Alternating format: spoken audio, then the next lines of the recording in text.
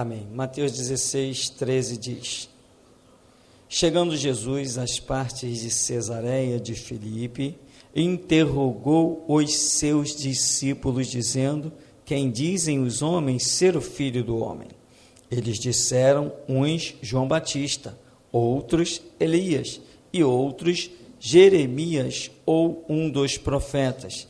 Disse-lhes ele: E vós, quem dizeis que eu sou? E Simão Pedro respondendo disse: Tu és o Cristo, o Filho do Deus vivo. E Jesus respondendo disse-lhe: Bem-aventurado és tu, Simão Barjonas, porque não foi carne e sangue quem te revelou, mas meu Pai que está nos céus. Pois também eu te digo que tu és Pedro, e sobre esta pedra edificarei a minha igreja, e as portas do inferno não prevalecerão contra ela. E eu te darei as chaves do reino dos céus, e tudo que ligares na terra será ligado nos céus, e tudo que desligares na terra será desligado nos céus. Então mandou aos seus discípulos que a ninguém dissessem que ele era o Cristo. Amém. Você pode sentar em nome de Jesus.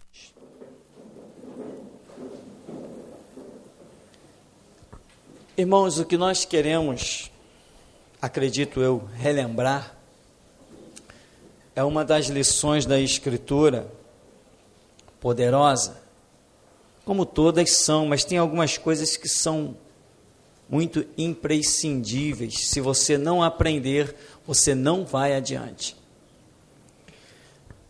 O que vemos aqui, uma situação em que Jesus vai dizer assim para Pedro: Bem-aventurado és tu. E qual é a lição que nós queremos ver? Quando homens recebem exaltação, quando homens recebem de Deus cargos, títulos, muita gente pensa que o título vai levá-lo a algum lugar. As funções que desempenha simplesmente vão levá-lo a algum lugar. Não, as funções nos levam a muitos lugares de Deus, desde que nós as estejamos desempenhando conforme o projeto de Deus. Nós precisamos, e eu sempre tomei muito cuidado com isso, com a questão de escapar da vontade de Deus.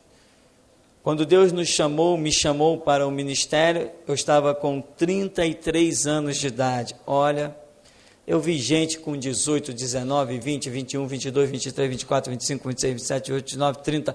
Todo mundo aparentemente foi na minha frente. E todo mundo batia no peito. Tinha gente que chegava para mim e dizia assim: E aí, quando é que tu vai pelo menos ser consagrado a diácono? Eu dizia assim: Não, isso não é para mim não, eu deixo isso para vocês. Eu deixo isso para vocês.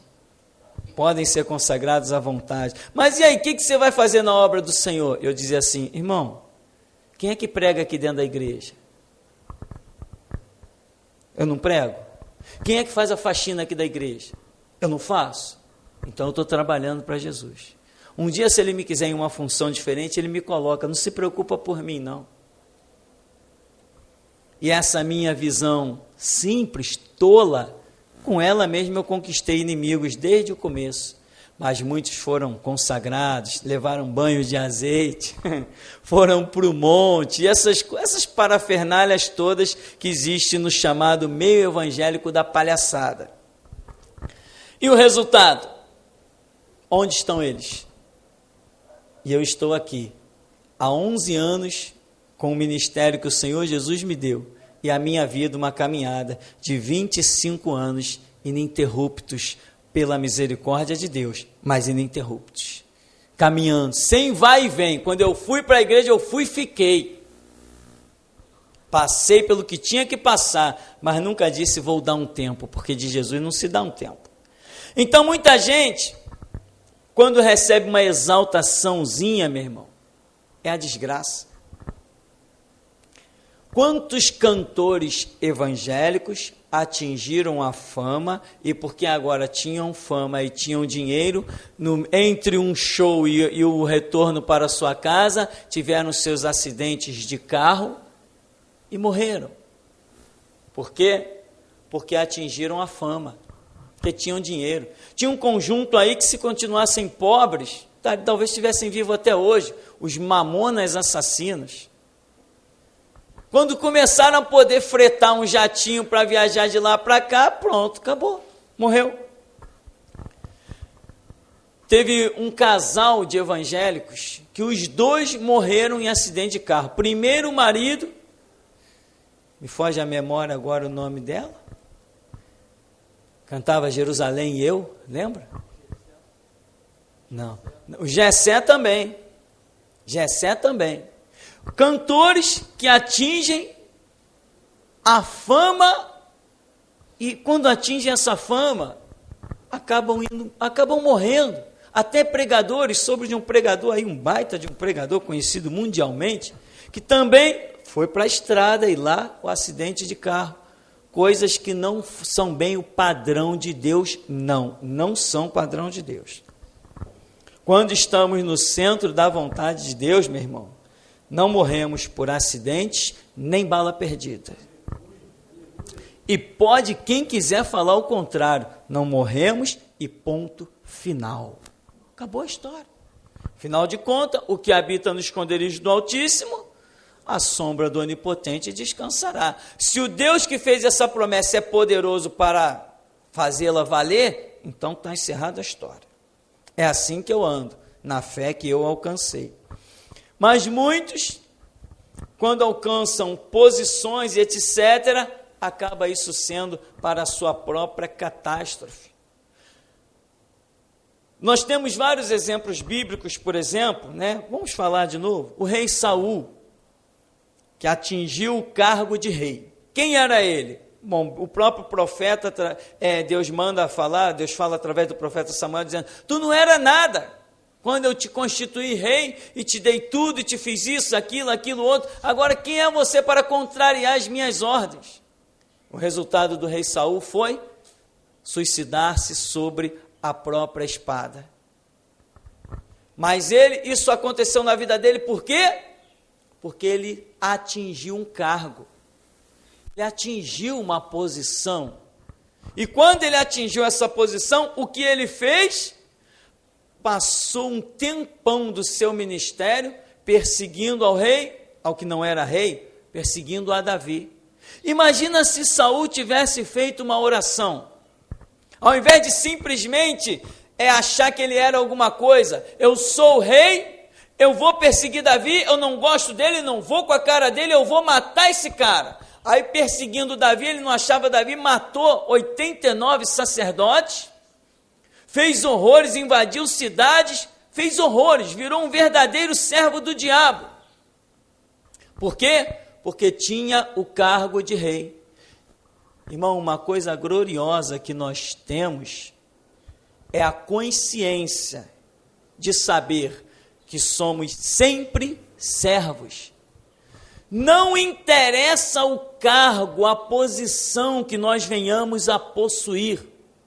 Somos sempre servos. Vou usar como exemplo a minha vida e a minha posição. Acima de mim não existe homem algum. Em parte alguma do planeta eu não me curvo à ordem de homem algum. Pode botar uma arma na minha cara e, se Deus permitir, pode disparar e me matar, mas eu não me curvo a homem nenhum, porque eu só reconheço acima de mim, o único que me dá ordem se chama Jesus Cristo. Por quê? Porque eu atingi o cargo mais alto que um ser humano pode atingir sobre o planeta, que é de ser sacerdote de Jesus Cristo.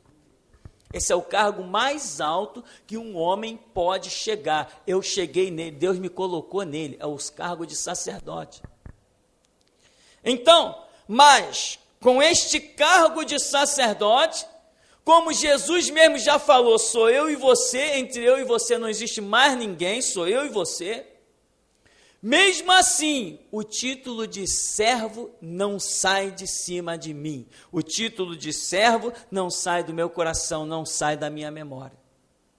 Porque o dia que eu esquecer que por mais que Deus me eleve, se eu esquecer que tenho que ser sempre servo, acabou-se a minha vida, acabou-se a história.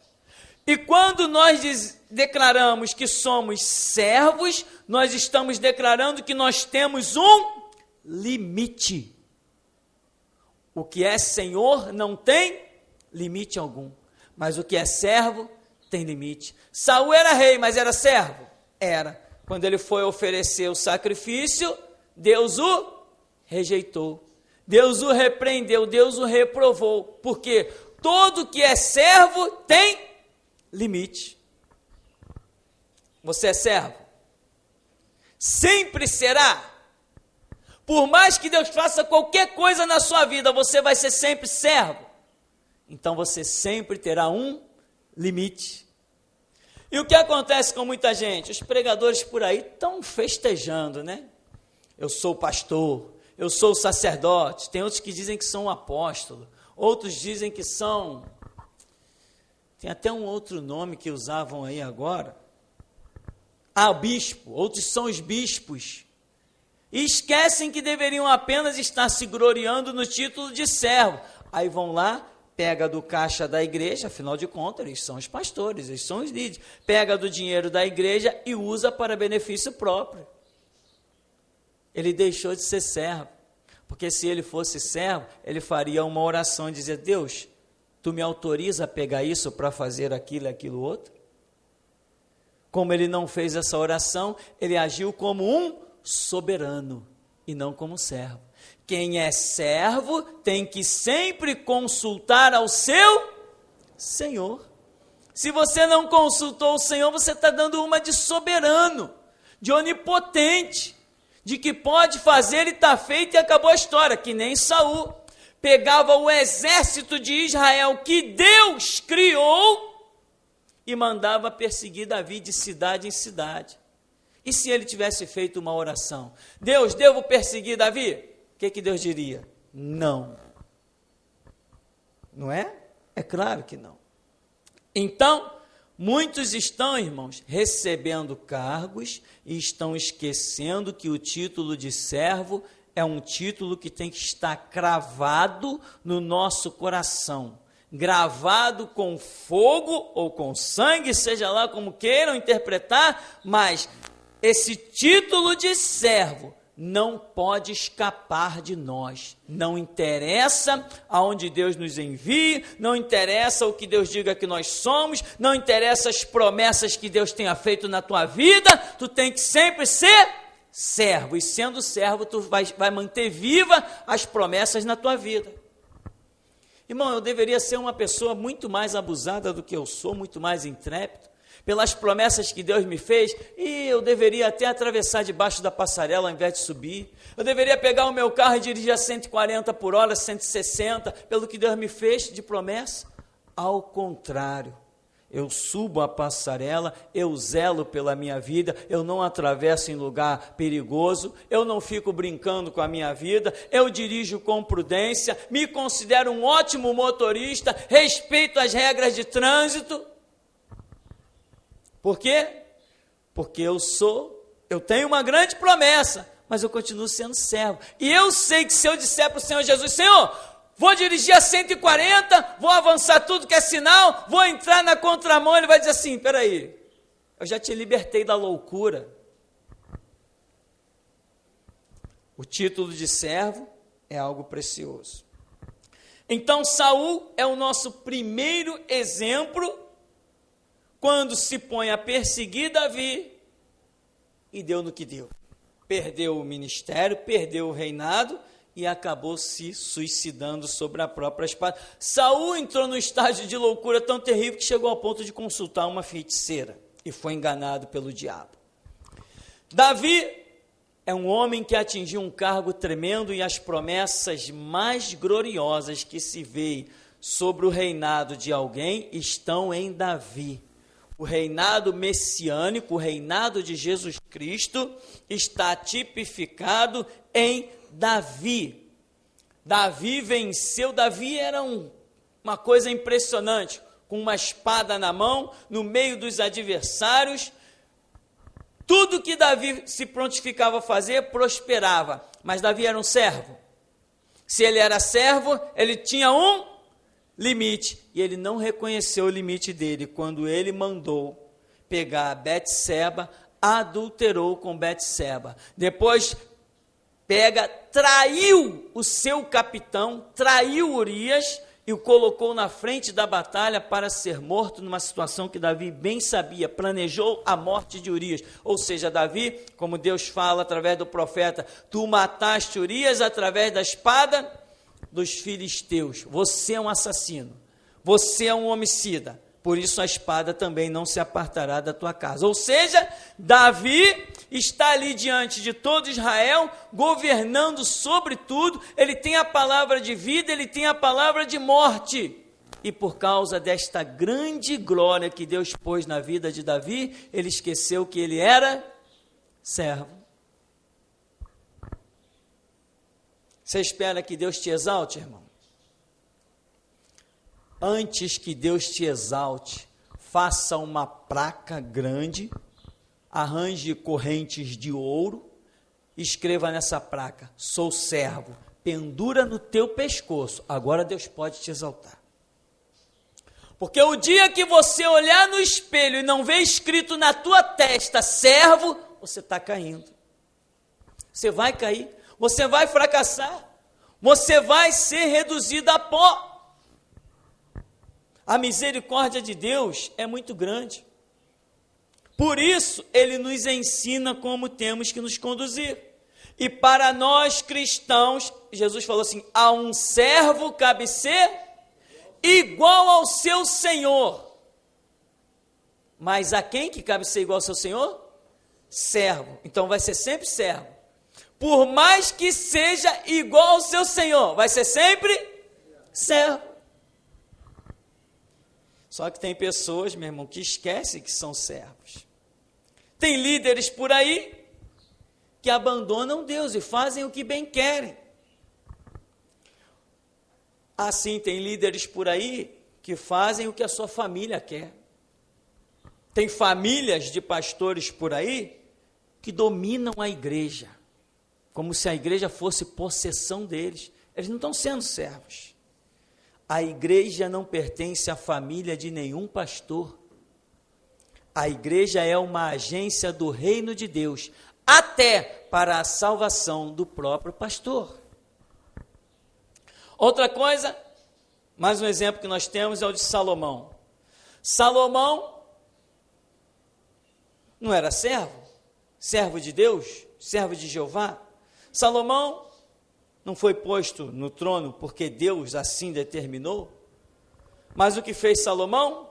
Esqueceu que era servo, comportou-se como soberano e foi fazer aliança com as nações vizinhas e casou-se com um monte de gente. Depois Salomão, como começou errado e um abismo chama outro abismo, o que ele vai? Ele chega ao ponto de construir templos pagãos para as suas esposas de outras nações adorarem os demônios em Jerusalém. Salomão vai e constrói até falsos deuses, os deuses da barriga oca, que se chamava Moloque, e ali Salomão permitiu em Jerusalém o sacrifício, como a Bíblia diz, o sacrifício de crianças. E os historiadores vão dizer que Salomão terminou louco. Por quê? Porque esqueceu que era servo. Irmão, será que você tem esquecido que é servo? Eu vou te dar uma dica nessa noite.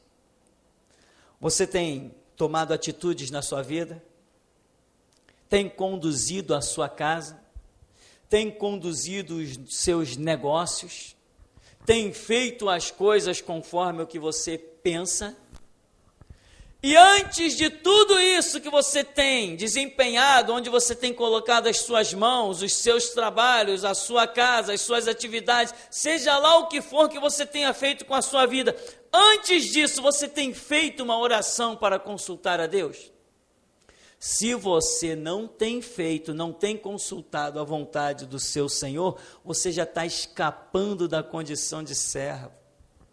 Você está à beira do precipício, porque servo é aquele que consulta o seu senhor, porque servo não tem autoridade para tomar decisão nenhuma sem Deus ordenar. Uma simples coisa, meu irmão. Olha o que entrou na minha cabeça aqui. Eu acho que isso é lição para alguém. Penetrou assim, que nem uma flecha. Você tem decidido em qual colégio coloca o seu filho? É você que decide isso? É você que diz qual colégio é melhor e qual é pior? Se você tem tomado essa decisão sem consultar o Senhor, você não é mais servo. Você já está se portando como soberano. A tua vida não te pertence e Deus está de olho na vida do teu filho. É para ele. Deus te permitiu ter um filho para a glória e honra do nome dele. O filho que você tem não é teu. Por isso, ponha esse filho na escola que Deus disser que é para pôr. Mas muita gente está por aí. Naquele colégio ali é bom, eu posso pagar e vai. Meu irmão, às vezes Deus quer o teu filho num colégio público. É lá que Deus vai forjar a armadura do teu filho na batalha, para que o nome de Cristo seja glorificado nele. Então, cuidado. Nem sempre o que nós olhamos como melhor é o melhor diante dos olhos de Deus. Aí nós voltamos então para o nosso texto, quando o Senhor Jesus pergunta: quem dizem os homens ser o Filho do Homem? E eles disseram: uns dizem que tu és João Batista, outros estão dizendo que tu és Elias, outros estão dizendo que tu és Jeremias, que tu és um dos profetas. Aí Jesus vira e diz: e vocês? Vocês acham que eu sou quem? Aí Simão, Pedro, responde e diz: tu és o Cristo, o Filho do Deus vivo. E Jesus imediatamente diz: bem-aventurado és tu, Simão Barjonas, porque não foi carne e sangue quem te revelou, mas meu Pai que está no céu. Pois eu te digo, tu és Pedro, e sobre esta pedra edificarei a minha igreja, as portas do inferno não prevalecerão contra ela. Eu te darei as chaves do reino dos céus, e tudo que ligares na terra será ligado nos céus, e tudo que desligares na terra será desligado nos céus. Caramba, Pedro aqui deve ter quase que explodiu. Olha quanta exaltação, bem-aventurado é tu, não foi carne e sangue que te revelou, foi meu Pai. Também eu te digo, tu és Pedro, e sobre esta rocha edificarei a minha igreja. Eu te digo que as portas do inferno não prevalecerão contra ela. Eu vou te dar as chaves do reino dos céus. Pedro deve ter se sentido lá em cima, com uma coisinha de nada. Com uma coisinha de nada. Não é verdade? Pedro deve ter se sentido o máximo, com uma coisinha de nada. Uma coisinha mínima. Deus te revelou que eu sou o Cristo, o Filho do Deus vivo. Aí Jesus está conversando com os seus discípulos, depois ele diz no verso 20, então mandou aos seus discípulos que a ninguém dissessem que ele era o Cristo. Vocês receberam a revelação, mas vocês não são soberanos, vocês não vão contar para ninguém que eu sou o Cristo, boca fechada. Você sabe que tem gente que pensa que porque recebe uma revelação é soberano e pode fazer o que bem quiser com ela? Jesus está dizendo, bem-aventurado é você, Simão. Caramba, ó, você recebeu algo tremendo, não foi carne e sangue, foi o meu Pai que está no céu que te revelou. Mas sabe o seguinte, ô Simão, se tu és servo, boca fechada, não conta para ninguém que eu sou o Cristo, Filho do Deus vivo.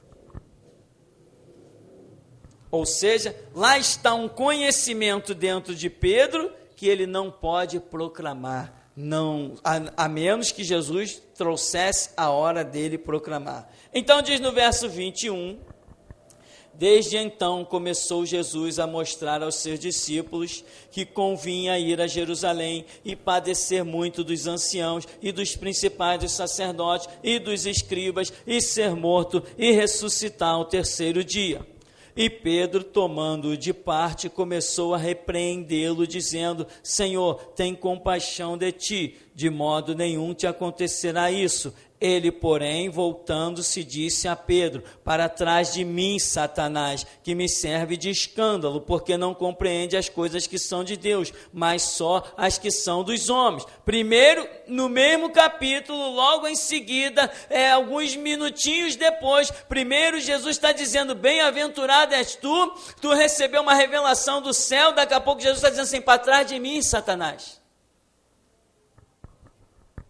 Tu não entende nada, tu só compreende as coisas dos homens. Ora, mas ele acabou de receber uma revelação do alto, que Jesus era o Cristo, o Filho do Deus vivo, e isso não era coisa dos homens, isso era coisa de Deus. Mas agora Jesus está dizendo assim: tu só compreende as coisas que são dos homens, não as que são do alto.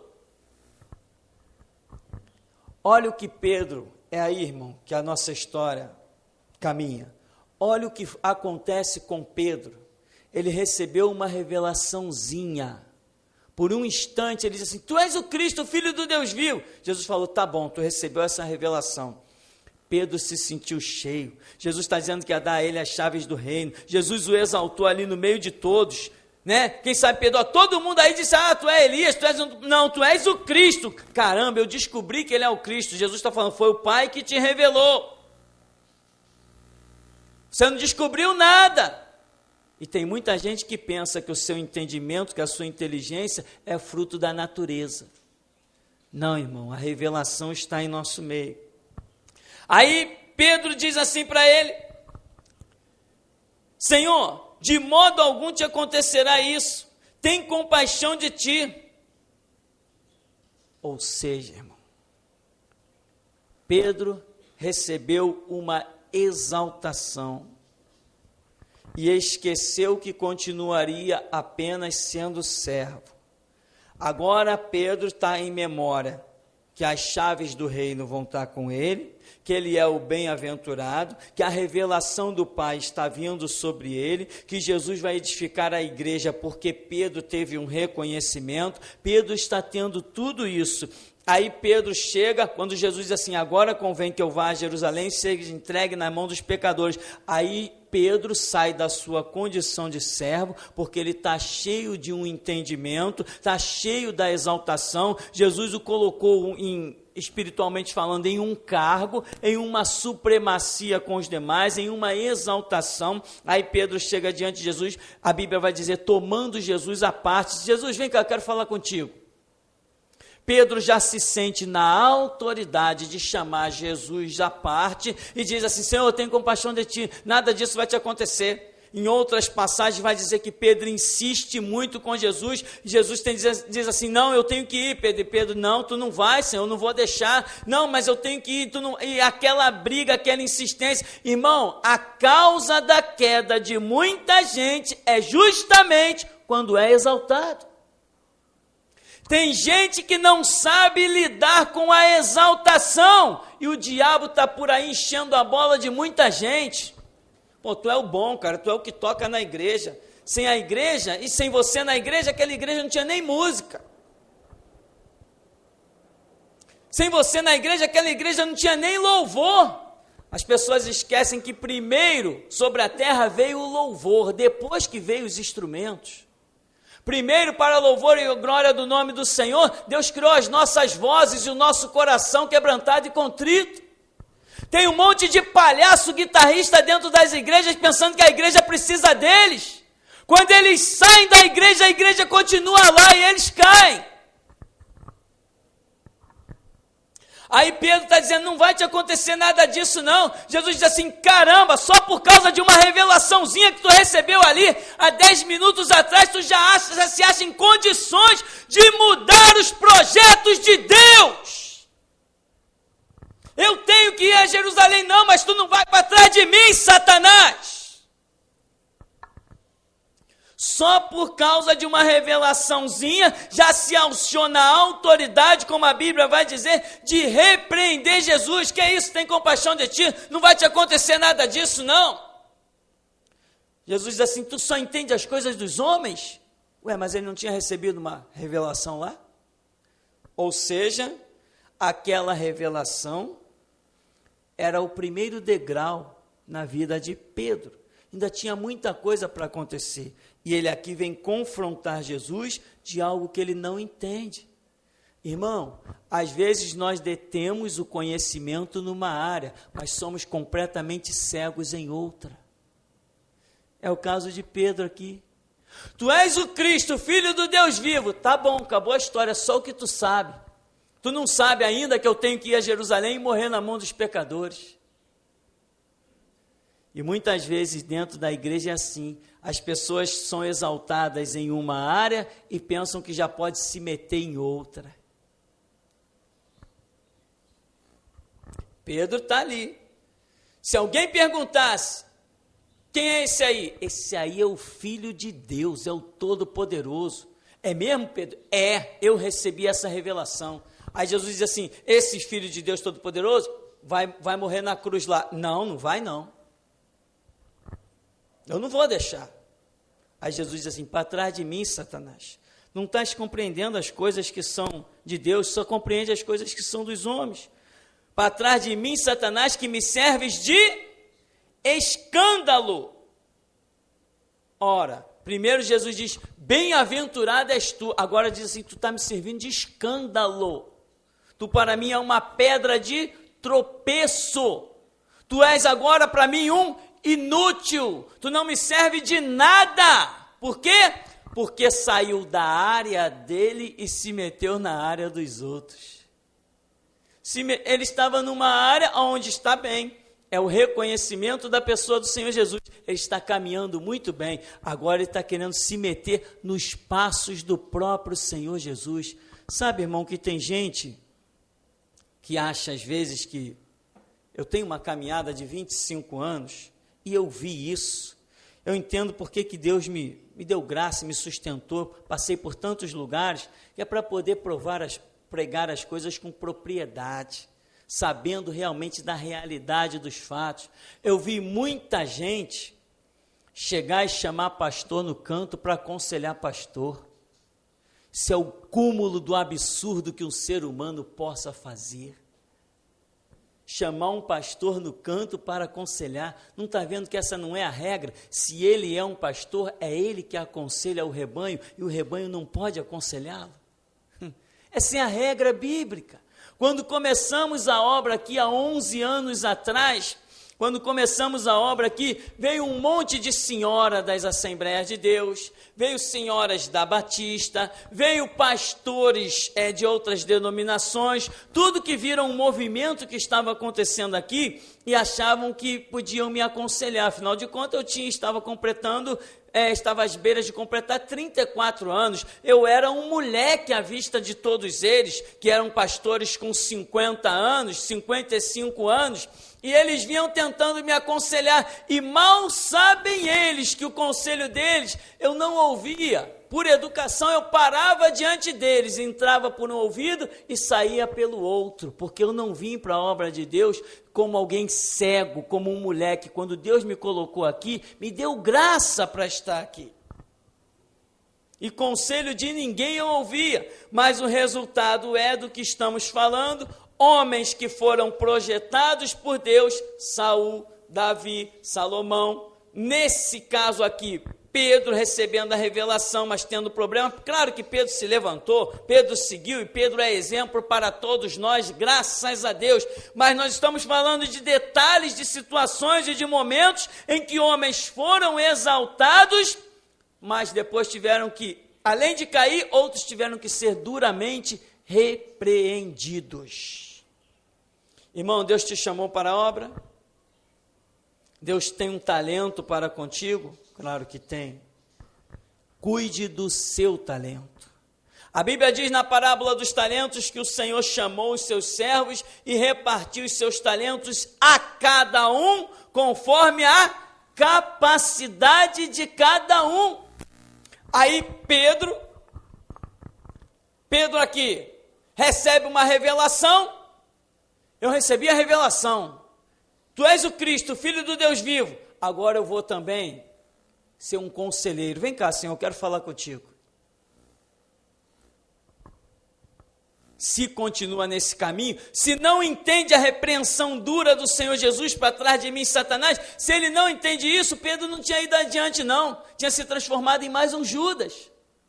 Só que ele teve humildade, aceitou a repreensão, aquietou-se no canto dele e foi adiante. Mas ele cometeu um erro, ele recebeu uma revelação, Jesus o exaltou, Jesus falou coisas tremendas, disse que ia dar a ele as chaves do reino. Daqui a pouco ele disse assim, então já que eu estou tão exaltado assim, já que eu sou bom, já que Deus está falando comigo, vem cá que eu quero te dar um conselho. Tem pessoas que não discernem a função para a qual Deus os chamou. Então, meu irmão, você já viu essas cantoras que aparecem por aí pelas igrejas? Foi chamada para cantar, eu vi muito isso. A irmã fulana vem cantar aqui na igreja hoje, tá bom. Aí daqui a pouco a irmã fulana é chamada da congregação. A irmã fulana está aqui e tal, vai cantar, playback já está lá para ela cantar, aí vem ela, irmão, segura um pouquinho o playback aí que eu quero deixar uma palavra. Infeliz. Foi chamada para cantar, canta. Se Deus tiver que falar no meio dos louvores, vai falar. Aí, brá, até que o pastor tem que interromper. Amém, irmã, canta, senão não vai ter mais tempo. Entende, irmão? Tem gente que não sabe ficar no seu lugar, né? Isso acontece muito com essas cantoras famosas por aí, nesse popstar evangélico, popstar gospel, né? As pessoas não estão discernindo a sua posição, a posição que Deus os colocou e estão naufragando na sua caminhada. Isto é a realidade do que nós temos vivido dia após dia. E essa mensagem de hoje, que para mim é como uma rememoração, é uma lembrança de muitos detalhes que nós dia a dia falamos, nós queremos trazê-la. E para concluirmos, quando Jesus diz assim, desde então, no verso 21, desde então começou Jesus a mostrar aos seus discípulos que convinha ir a Jerusalém e padecer muito dos anciãos e dos principais dos sacerdotes e dos escribas, e ser morto e ressuscitar ao terceiro dia. Então, desde então, Jesus começou a dar uma lição.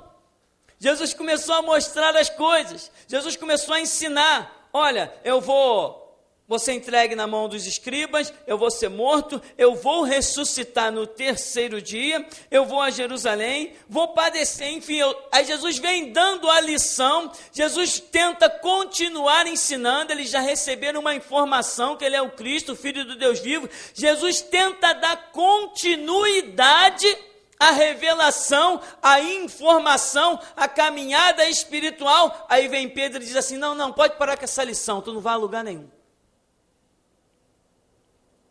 Quem disse que tu vai? Eu não vou deixar você ir. Tem compaixão de ti, ou seja, esta lição eu não quero, eu não aceito ela. Ou seja, tem pessoas que esquecem que receberam as primeiras lições, mas que perante Deus nós temos que ser eternos alunos. E aí insistem. Não, mas Senhor, não, essa lição não, mas eu tenho que ir, Pedro, essa é mais uma lição que eu estou deixando para você, eu tenho que ir a Jerusalém, eu tenho que ressuscitar o terceiro dia, não, então para trás de mim, Satanás, sai do meu caminho. Muita gente, agora veja bem, meu irmão, nós estamos falando do próprio Senhor Jesus, pessoas, servos, debatendo com o próprio Senhor Jesus, com o próprio Rei da Glória, que ele, no caso Pedro, tinha dito, tu és o Cristo, Filho do Deus vivo. Poxa, se ele reconheceu que ele é o Cristo, Filho de Deus vivo, o que ele tinha que fazer era se curvar aos pés do Senhor e adorar e ficar calado, acabou a história. Isso era a atitude de Pedro, já que ele é o Cristo, Filho do Deus vivo. Não, tu é o Cristo, Filho do Deus vivo, vem cá, eu quero te dar um conselho. Tu não vai a Jerusalém, tu não vai aqui, tu não vai lá, não vai te acontecer isso. Ou seja, irmão, você tem recebido alguma revelação de Deus? Tem recebido algum entendimento? Tem recebido alguma compreensão das coisas espirituais? Irmão, não pense que você é o tal. Apenas entenda que se Deus te ensinou alguma coisa, é porque Ele olha para você como aluno. As pessoas pensam o contrário. Eu recebi essa revelação, então agora eu sou o mestre. Não, quando você recebe alguma revelação, é porque você é aluno. São os alunos que são instruídos pelo mestre soberano, que é o Senhor Jesus. São os servos que são chamados ao serviço, são os alunos que são chamados ao aprendizado. Eu pergunto à geração de Jesus Cristo, temos sido chamados ao aprendizado e ao serviço? Se assim tem sido, então é porque somos servos e alunos, em todo tempo, não importa quanto tempo passe. Vivendo nós sobre a terra, somos servos e somos alunos. Amém, meu irmão? Então, zele, tome cuidado com a sua vida espiritual. Tome muito cuidado, porque a queda não acontece quando você está no chão. A queda acontece quando você está no alto. Ninguém diz, fulano caiu de onde? Caiu do chão. Não, caiu da onde? Paulo diz assim, aquele que está de pé, cuide para que não caia. Então, meu irmão, se você foi projetado, se você foi elevado, se Deus planejou algo para a sua vida, se Deus tem te exaltado, aquele que está de pé, cuide para que não caia. E não esqueça, se Deus tem te ensinado coisas, é porque você é aluno. Se Deus tem te chamado ao serviço, é porque você é servo. Amém. E até aqui nos tem ajudado o Senhor.